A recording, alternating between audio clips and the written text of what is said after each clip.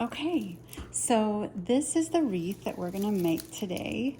It is, like I said, it's a grapevine wreath. This is a 14-inch base, and we're using some fresh juniper and Fraser fir. So let me show you what else we need for this wreath. I'm just gonna set this one over here for now.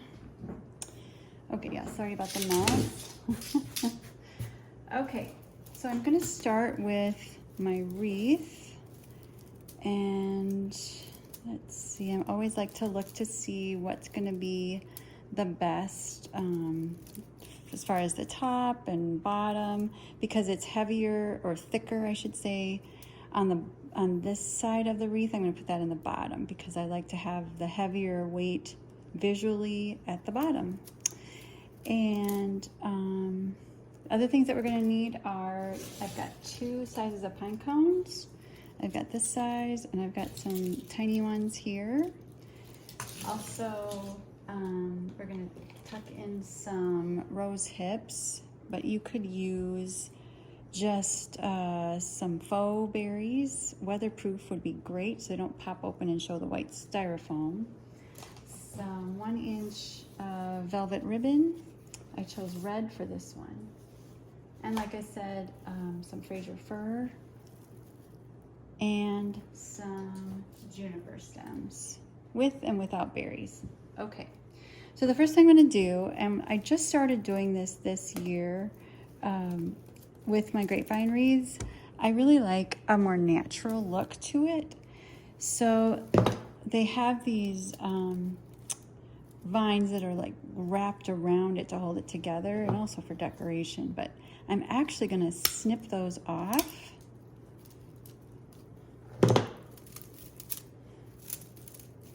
I'm just going to remove those, and there we go. I'm going to leave the ones at the top, but the ones at the bottom are the ones I really want to remove. Just get those out of the way. Okay, and now I'm going to just pull these apart, just kind of teasing them apart to loosen them up, because I like that kind of more wild look, I guess.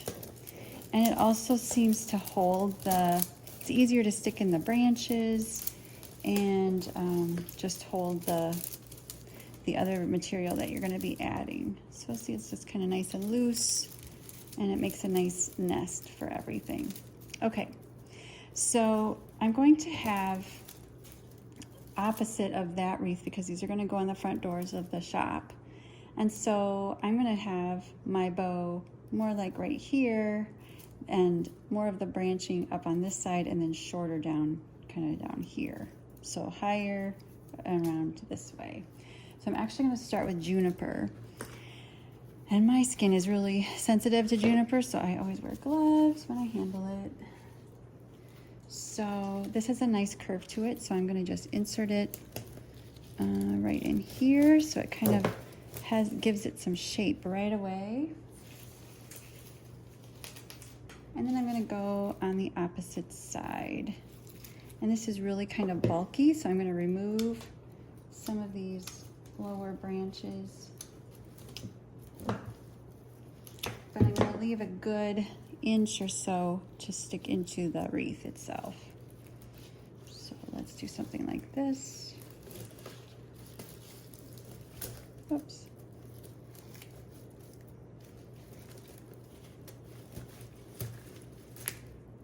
So this is going to be lower, this is going to be the higher side. I'm going to add more up here. So I'm just using the juniper as like my framework, I guess, my kind of my base green. And when you get your greens, it's better to get them fresh. They last so much longer. If you can cut them out of your backyard, that would be ideal, but not everybody can do that. So getting them from a tree farm would be a good idea, because you know that they're going to be fresh, especially if it's a local tree farm. Okay, so this is just kind of my framework, and now I'm going to add in some of the Fraser fir. And what I like about the Fraser fir, it has basically, it looks different. The front looks different from the back. So the front, I'll show you, the front has a little more green to it. And then on the back side, you can see the white veins on the underside of the needles. So that just gives it a different look and texture and color to the wreath. So I'm just gonna cut it out like that. I'm gonna work it in. I hear something crawling over there. Let's see. I'm gonna work it in over here. And tuck it in here. This one I'm gonna actually flip around. See the back side.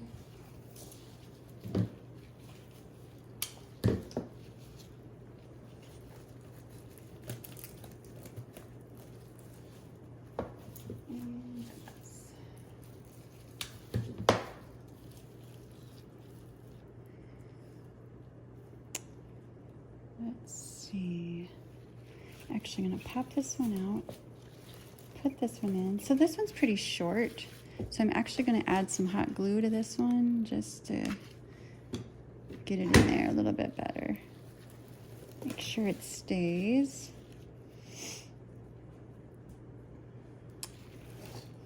So let's see, this one's gonna be over like this.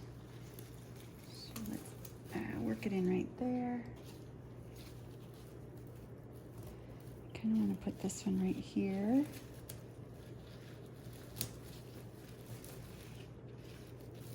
Nope. There we go. Good, and I have a nice branch here with some berries, so I'm going to put that where you can see it. Add that right in. All right. So this is what I have so far. I think I'm going to keep going. I can always fill in later. Actually, I'm going to add a little more juniper first. Right into this spot here.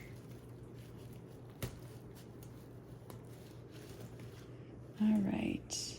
Okay.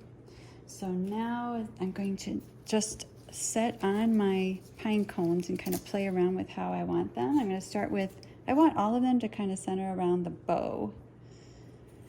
So I'm going to start with the 3 larger ones.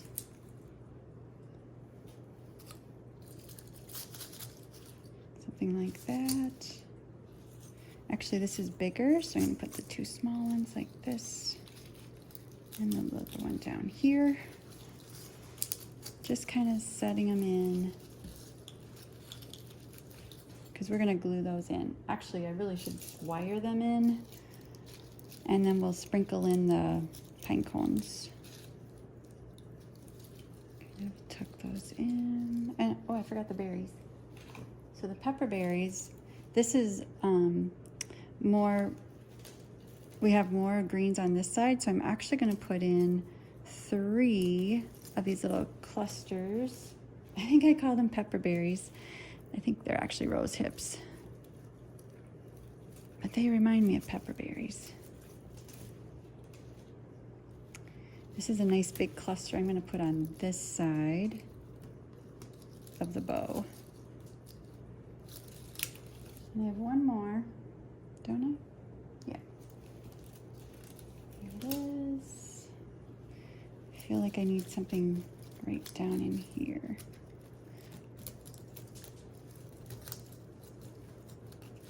Okay. Okay, so now we're going to glue things in.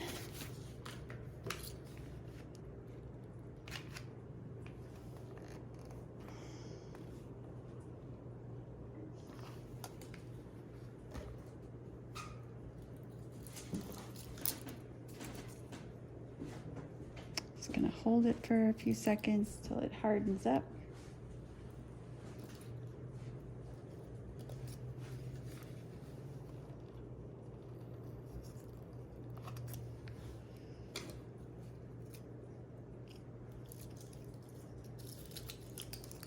I'm probably going to end up wiring these in because they're kind of moving around a bit on this one.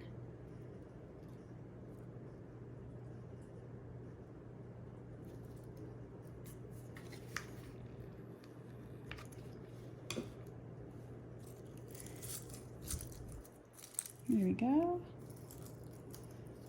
And this guy fell out, so I'm definitely going to glue him in. So if you are going to have your fresh greens in the house, you're going to need to spray them with an anti-transparent, something like Wilt Proof is a brand name, and that seals the moisture into the needles. And they last longer. And actually I do it for my outdoor ones as well. And this, because I know these are fresh cut, this should last well into February and March. So it's really a winter wreath. That's what I always say, and I want one pine cone right up here. Tuck one in up there. And we need something right here.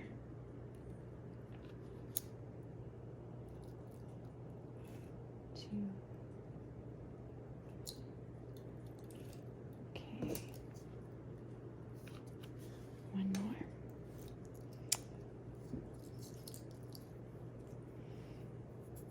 All right, now for the ribbon. So I like to use a nice long tail and just I like just to keep it simple, 2 long loops.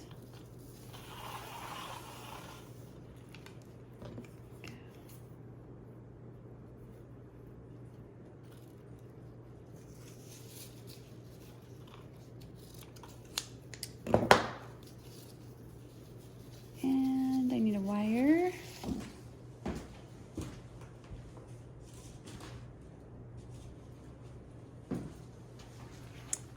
So this is just a nice, simple piece of wire. Let me get my bow again.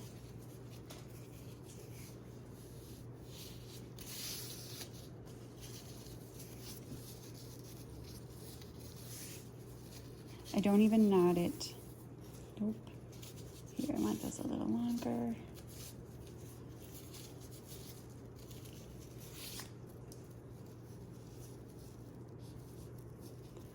I'm going to just take the middle, twist it really tight.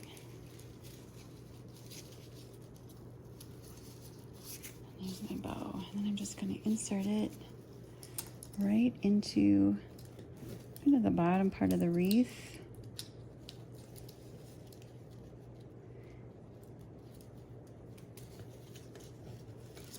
Pull it through to the back and give it a twist on the back side.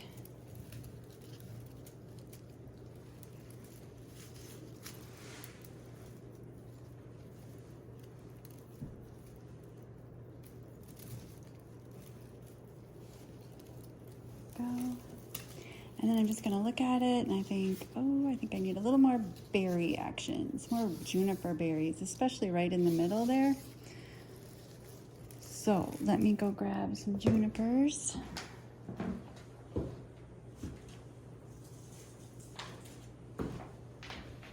Here's a beauty for sure. I forgot to put my gloves on. So that's gonna be too much. So I'm just going to break it into really small segments, and I'm just going to tuck them in where I think I need them. Like here, I wish I had a little more blue in here.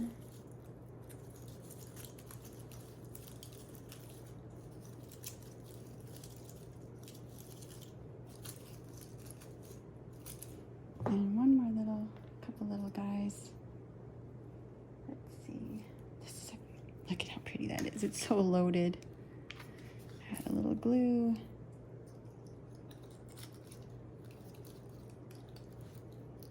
There we go. And there you have it. Whoops. And there you have it. What do you think? See how simple it is? All right, everybody. I hope you have a great night, and give it a try. If you've never made one before, just give it a try. If you want some help, I'm happy to make one with you. Just come on into the shop. Actually, give me a heads up, and so I make sure I have all the material, and we'll make one together. All right, thanks. Have a great night.